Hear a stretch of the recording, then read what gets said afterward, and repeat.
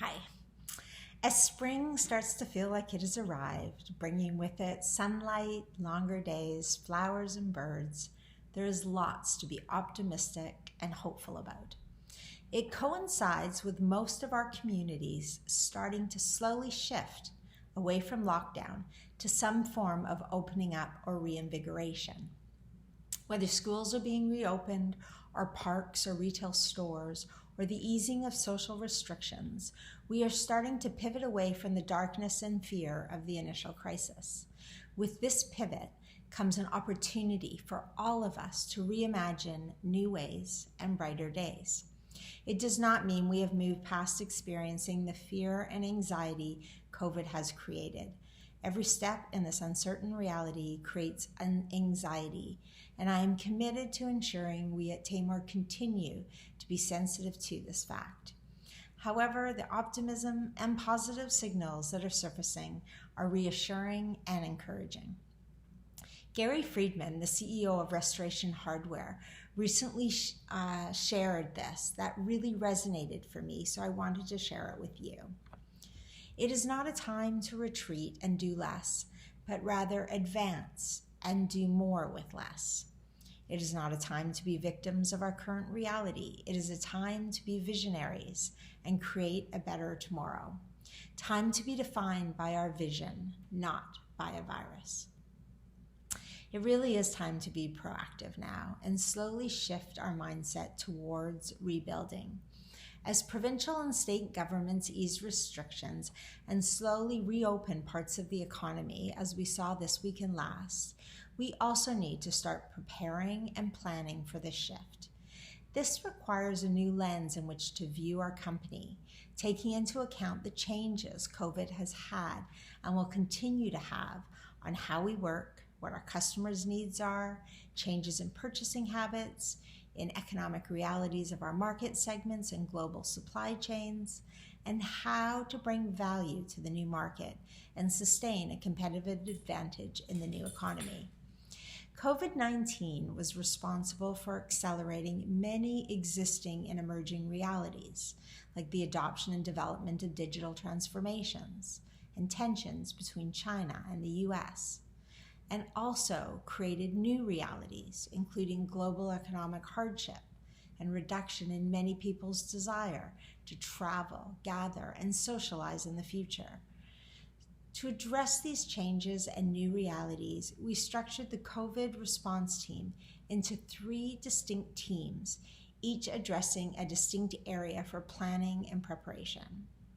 The first team, named the Operational Continuity Team, headed by Paul, will continue to address government guidelines and how we will phase in a return to work plan for the remainder of 2020, taking into consideration operational needs and, of course, the health and welfare of our employees, our guests, and our customers. The second team, the Sales and Customer Experience Team, headed by Peter Thompson, will reevaluate the needs of our customer base and the marketplace so we can successfully pivot to ensure we continue to drive value to our customers and the ecosystem influencers, and to improve and refine our competitive advantage. The last team, the Strategy Reset Team, will be headed by myself and will reevaluate our strategy, and from that our resulting must-win battles, Big Arrow, and corporate goals and objectives to adapt to the many changes we anticipate and the high levels of uncertainty that will persist well into the future.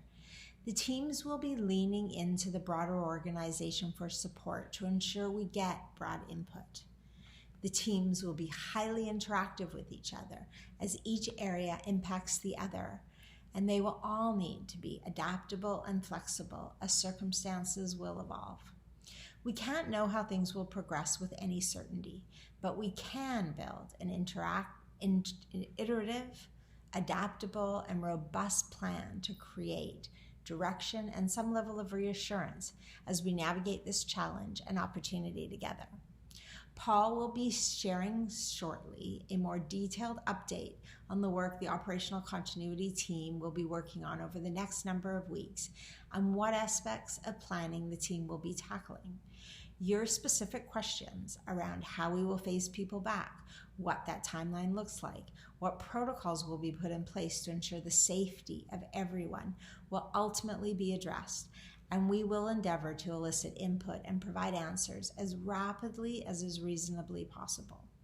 Peter and myself will also use this medium to update the company on the changes we believe are critical for understanding regarding our marketplace and customers and our corresponding shifts and pivots in our strategy.